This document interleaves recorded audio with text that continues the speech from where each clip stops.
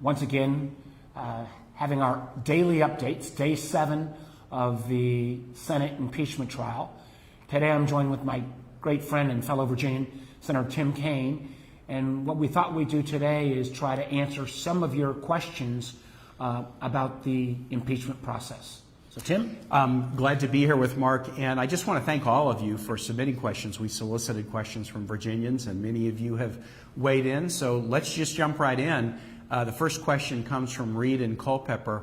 What evidence is there that the president asked Ukraine to investigate the Bidens for political gain? So I would say, and then Mark will take it, the evidence is the transcript of the July 25th call. That may be that may be the best piece of evidence because it comes right from the president, but we have more evidence than that. We also have the basically admission of Mick Mulvaney on television in October that, of course, the President Trump wanted there to be an investigation into the Bidens, and that's why he was conditioning the withholding of aid. We have other testimony by other administration witnesses, Ambassador Sondland, Colonel Vindman, and others who were participants, either talked to President Trump or on the call, who believed that was what was being done. And now we have the explosive revelation from John Bolton in a forthcoming manuscript that he believes that President Trump was directly linking the threat to withhold congressionally mandated aid that would hurt an ally with the Biden investigation. That's why we need to hear from John Bolton. And I'll just add to what Tim said. You know, one of the things we've not heard from the president's lawyers is why would a dozen either Trump appointees or career Foreign Service officials all put their whole careers on the line if they didn't think, one, that the call was inappropriate, and then two, they had lots of evidence both before the call and after the call that the president at the end of the day was withholding the aid, withholding the White House meeting, basically to try to investigate the Bidens, or for that matter, reconstruct this whole crazy theory that somehow it was Ukraine, not Russia, that intervened in our elections in 2016. I've not heard any rebuttal on that. Now I want to get another question from, if we could roll back a little bit, I want to make sure I know who it's being asked by, Eric in Manassas, who says, do you dialogue with your Republican colleagues? Are they listening, or is the whole thing already decided? Well, Eric, I spend a lot of time with my Republican colleagues, usually most dinners after I get my food to go down and eat with some Republican colleagues. And I think they're uncomfortable. Many of them support the president still, but clearly with this evidence that John Bolton has, we'd all look pretty silly if 60 days from now when his book comes out, there's terribly relevant information and we didn't get a chance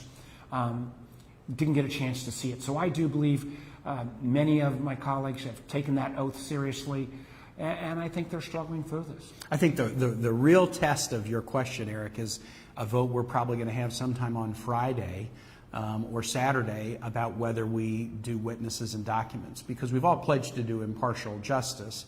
I've had cases everywhere from the Traffic Division of the Richmond General District Court to the U.S. Supreme Court.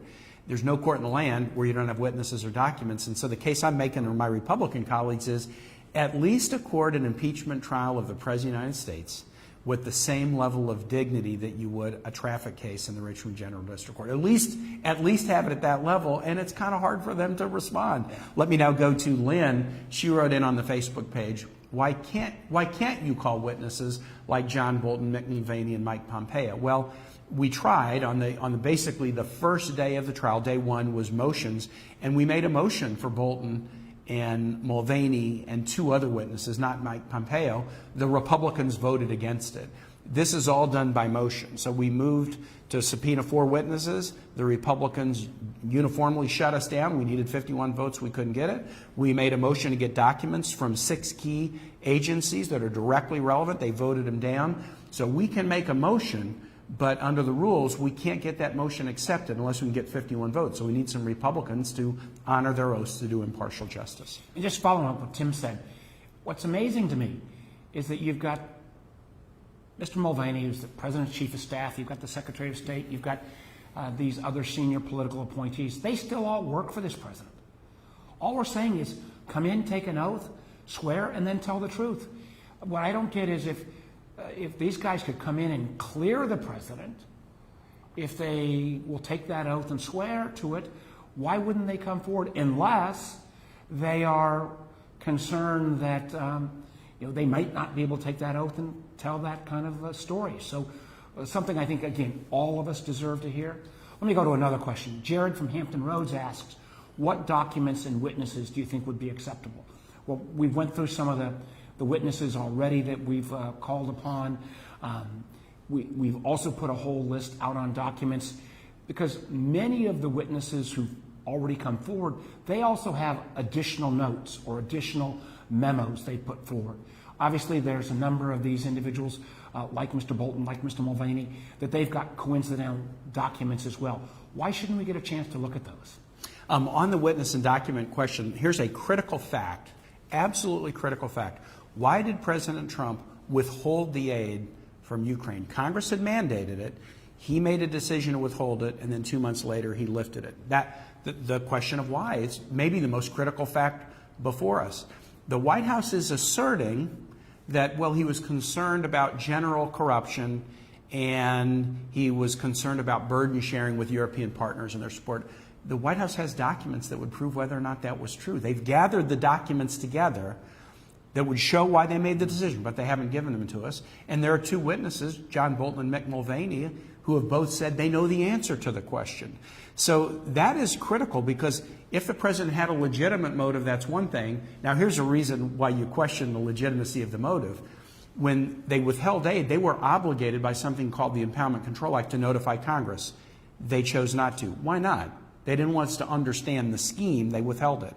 Then the whistleblower came forward complaining about the scheme. They were obligated to turn that whistleblower complaint over to Congress. They chose not to. So when they've shown they're willing to break two different laws to keep Congress from understanding the Ukrainian scheme or even knowing they were doing it, that tells me that they don't want us to see the witnesses and documents. But that's why witnesses and documents are so important. They answer the toughest questions in the case. Vicki asked me a question on the Facebook page. What are Republicans saying about the revelations from John Bolton's book? So on the good side, you've got Republicans like Mitt Romney saying we need to hear from Bolton.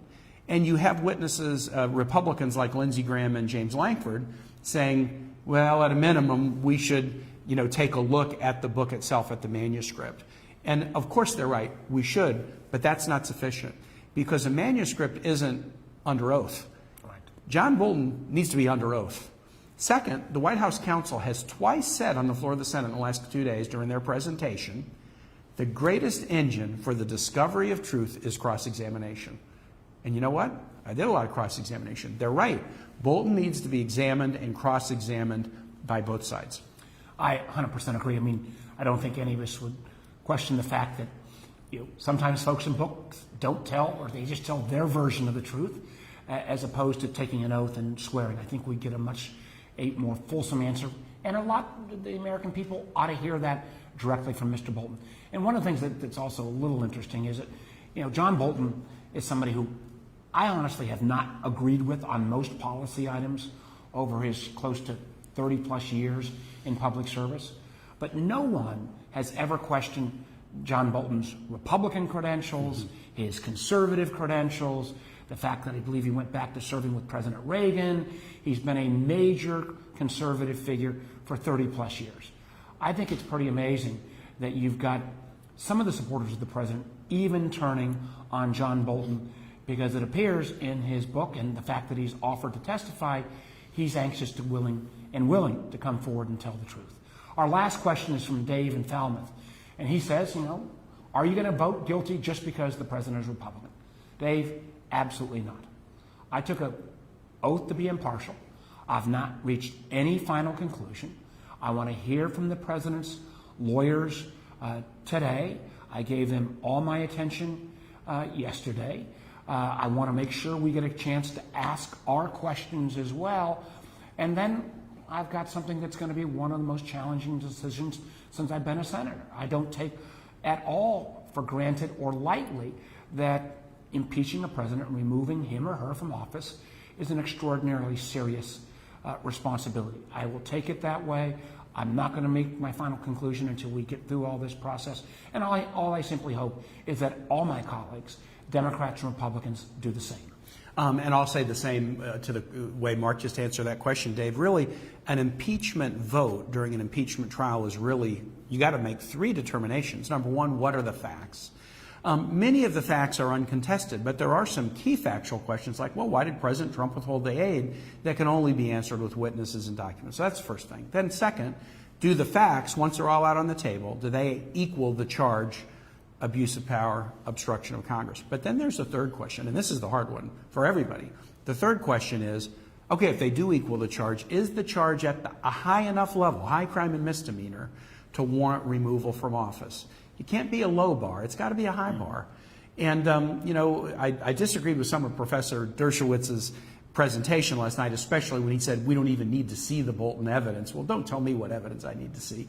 But he did make something important. He said you should apply it on that third question. Is it a high enough crime to warrant removal from office? You gotta apply is the shoe on the other foot argument. You got to say if the same facts, if the president were a Democrat, would I reach the same conclusion? And I think we all have to grapple with all those three issues and then ask ourselves, would we come to the same determination whether the president was Democratic or Republican? And that's what we're trying to do.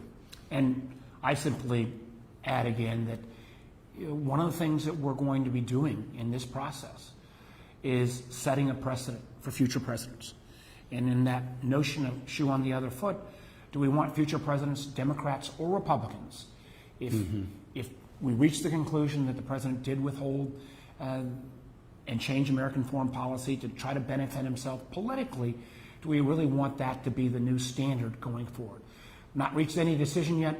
That's what we'll be going through. I can tell you this much.